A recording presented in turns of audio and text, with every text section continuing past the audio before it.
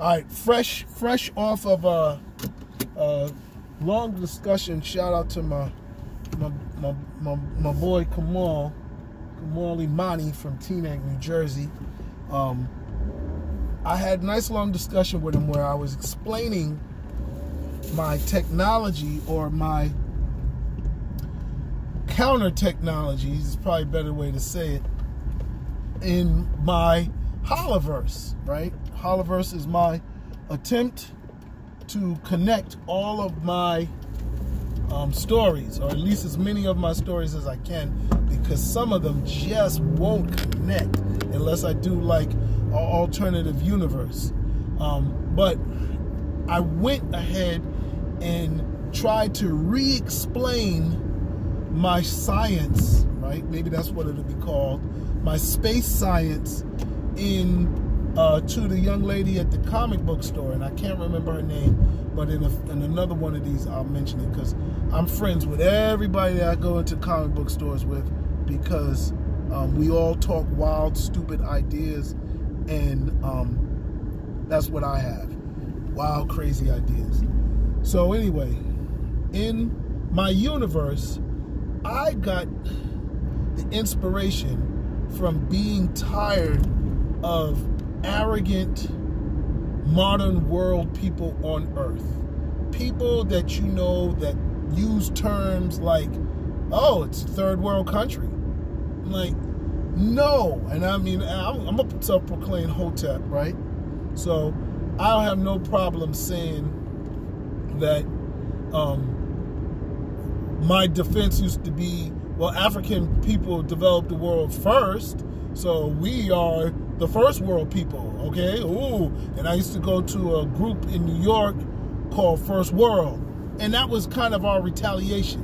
And like, you know, I always say, lying is like playing the dozens. White people want to say, oh, you're third world. Black people will say, well, we first world, you third world, you know, and the dozens go back and forth. And I play the dozens. I'm down with all that. I get down with it in my stories. But sometimes it's not even about dozens. It's about, you know, correcting things. So First World is a really cool analysis. But let's get deeper than that, right? Let's not even deal with names of the world. You're really trying to diss people that are able to entertain their children and entertain themselves without Xbox? Are you serious? You really trying to diss people who walk without shoes straight on the ground, and you're saying that is a third world thing to do? Their culture hasn't evolved to paving roads and covering their feet with sneakers? Are you kidding me? Or shoes? Are you kidding me? I'm not going to say which is better, right? I'm driving a car, right? A technologically created car on a paved road, right? As I'm doing this video on a cell phone, right? So I'm totally embracing technology, but there's no drinking of the technological juice to make me say that this is better than not having these devices and still being able to function on life, on Earth, right? One of my great instructors, Professor James Small, I don't know if he wants to even be called Dr. James Small. We just call him James Small, right? He always said to me, and I lost the thought in giving him props, right? Well, we would always talk about technology and Earth and people and being able to do these things. Oh, this is what he said. He would always say that, you know, we've had civilizations for thousands of years, 30, 40,000, 50,000, maybe even 100,000 years there's been civilized people on this planet. But you wouldn't know that because they left no footprint. They left the earth the way they found it. Their civilization was all natural. So when they died, they left no carbon footprint. Their bodies dissolved and became their houses, their food, their means of travel. So is that lower? Okay, here's a neutral thing to say. How about just saying it's different? Why does one actually have to be better than the other? So That's how I roll it to, what do you call it, first world people. So because I take that sort of offense to calling something third world, right? Because people use it derogatorily, and I pick up on all of that, right? So I will say that not only am I going to reverse it, but I'm going to give you a justification.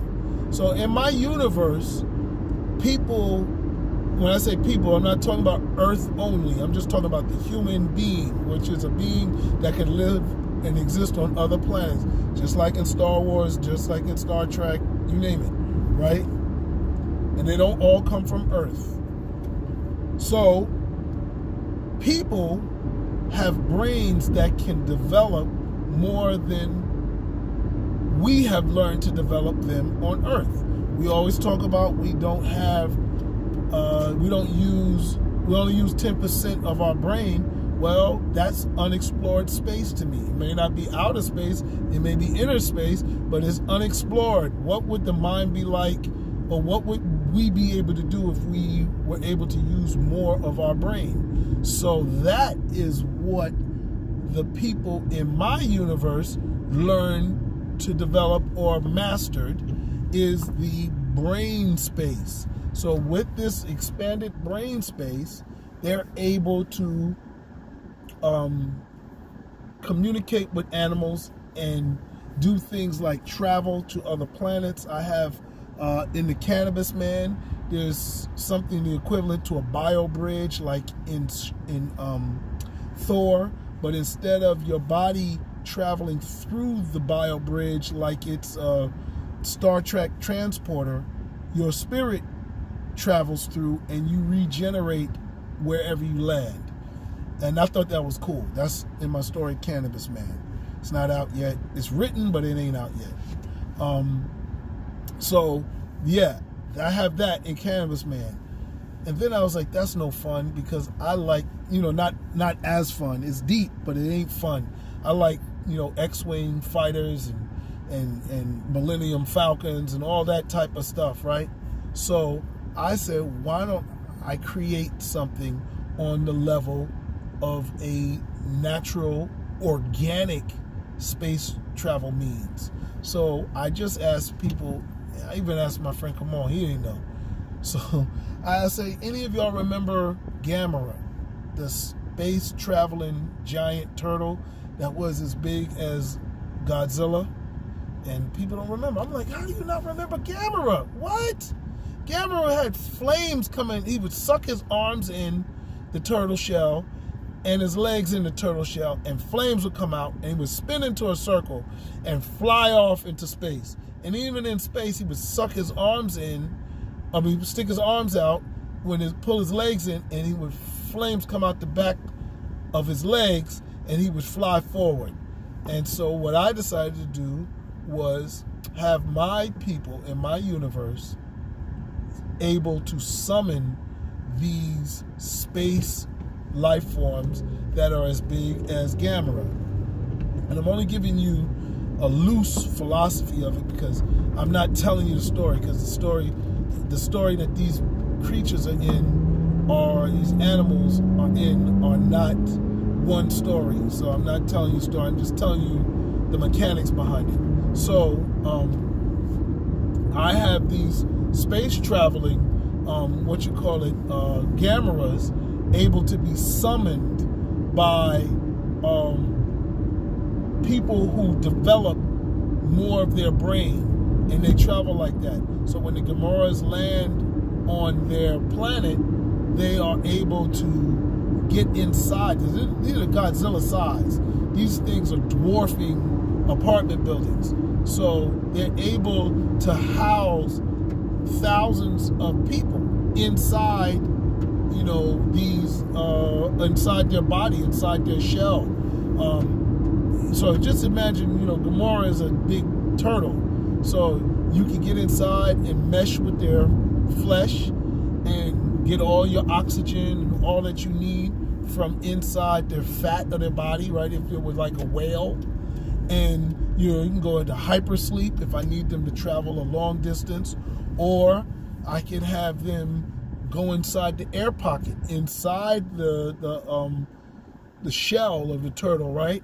They can go inside the air pocket and they can talk and physically communicate.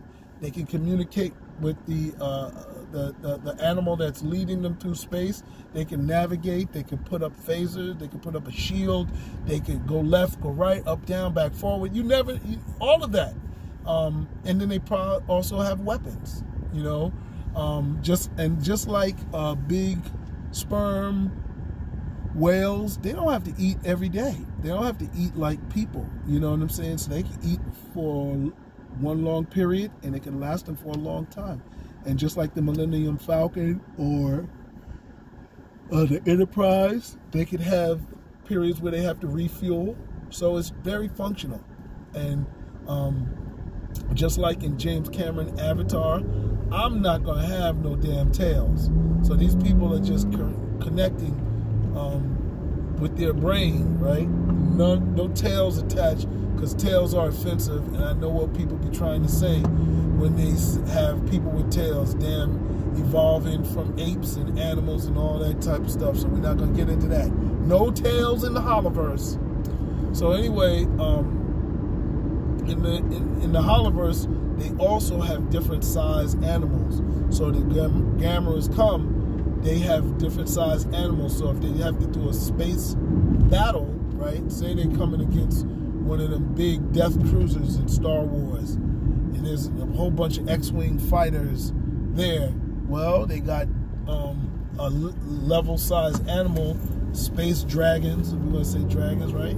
That they also are inside the big Gamera, and they release them. So understand, I have all these Star Wars little builder books, or not builder books, these little information resource books on the ships of Star Wars and all that.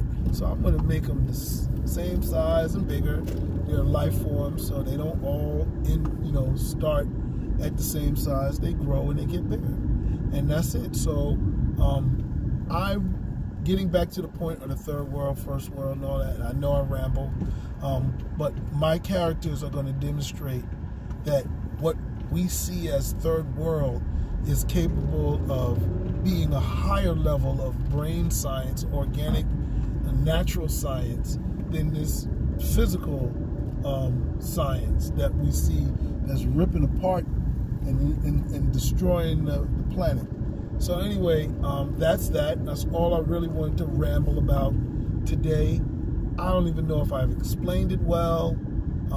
I do know the more I try to explain it, the better at explaining it I will be. So anyway, that's that, and I'll talk to you later. You already know I'm trying to create things and drop ideas in people's heads. So none of this is true. This is all, ideas from Jeff. All right, touch base with you later. I'm home. Bye-bye.